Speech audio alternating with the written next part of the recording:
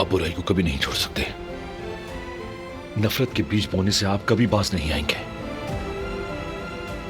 आपने सब जानबूझ कर किया, सारी प्लानिंग आपकी थी।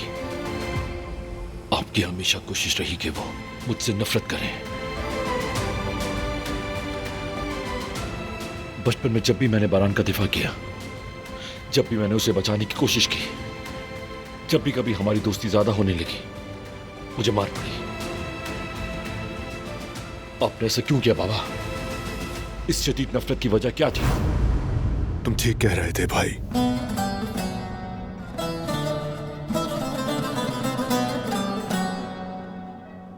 हमारे दरमियान नफरत के बीज बोए गए।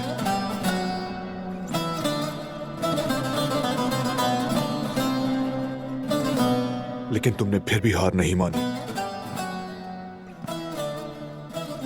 हमेशा कोशिश करते रहे।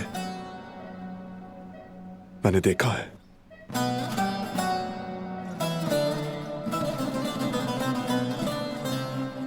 तुमने हमारे करीब रहने के लिए कभी हार नहीं मानी। हाँ, उस गंदगी से निकलने के लिए तुम लड़ते रहे,